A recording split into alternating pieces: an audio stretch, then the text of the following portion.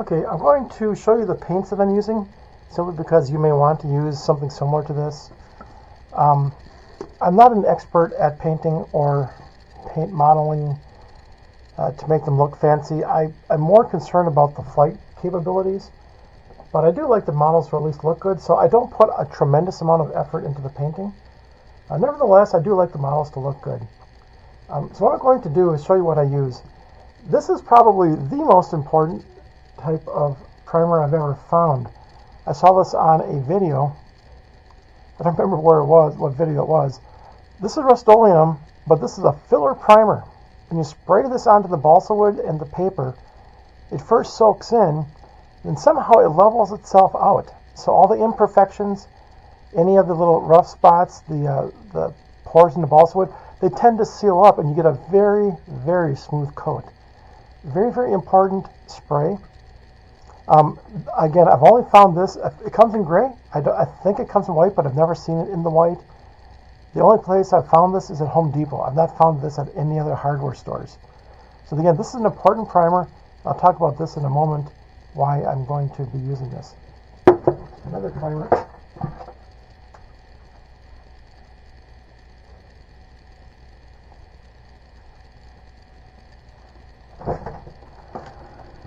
When I need a white primer, I use this Rust-Oleum Painter's Touch Ultra Cover.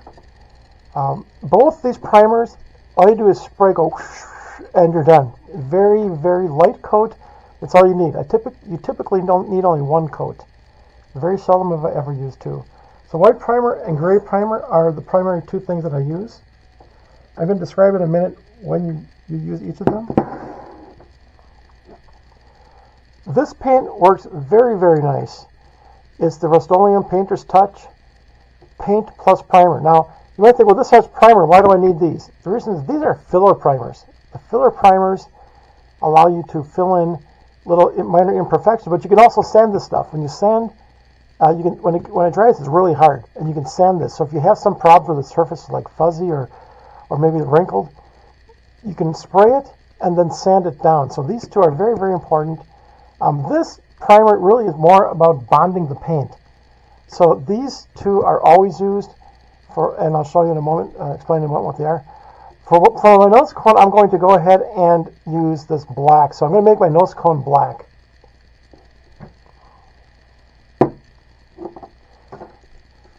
I found this one at Hobby Lobby. They have all kinds of really interesting little paints. This one is a sparkly paint. When you look at it, the curves have sparkles on them. They also have color shifting paint. I might get one of those. Again, it's merely a purely preference of what you want to use. I like experimenting with paints more than trying to make it look good with paints. It's like, oh, that paint looks interesting, let me try it, and that's why I got this can. Okay, so let me kind of tell you when you want to use each of these particular colors. If you want to make your paint look deep and have this luster look, then you use a gray primer. So you spray this on, and if it's smooth, you only need one coat, then you go ahead and paint your paint on it. If you have like a blue, red, they're going to be very deep, very rich color, and I can show you one right now. I don't know how it's going to look on camera.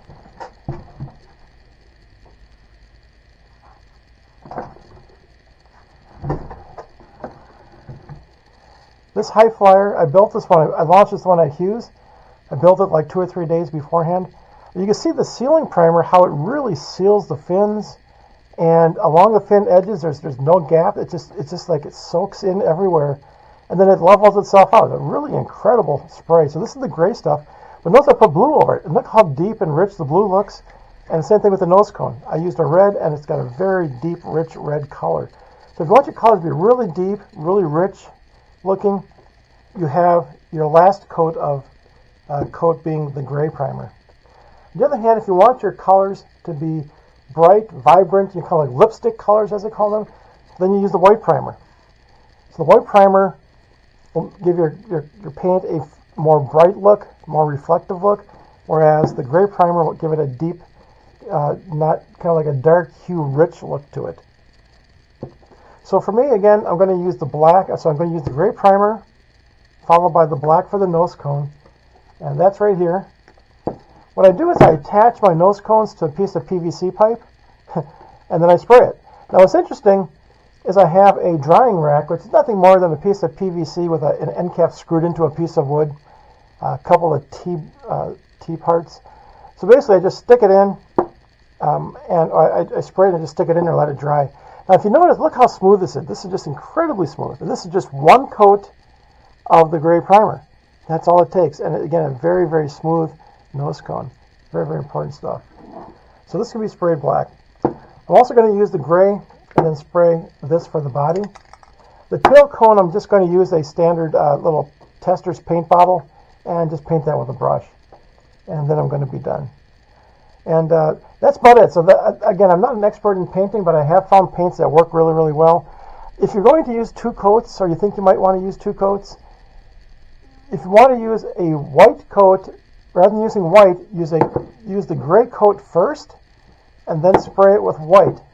The reason is that way you can see where the primer is. So if you have a coat of gray and you're spraying it white, then now you know your final coat is white. The important thing is to have at least 1 coat of this particular filler primer, so you can always sand it even if you need to. On the other hand, if you want, you can spray the first coat with white, and let that dry, and then spray the second coat with this, and let this be the gray. For this, I didn't even bother with 2 coats, just 1 coat. Again, I'm not too picky about some of these things. 1 coat on this, I find works exceptionally well. So that's it. Again, the rocket body now is up to you to finish putting together. Put it together, do all the painting, and then when you're done, glue the end cone into it. Don't glue the nose cone. Glue the end cone in, nozzle, whatever you want to call it, and then you'll be done. And at that point, we can go ahead and work on the streamers. So, hey, we're almost there. See you later.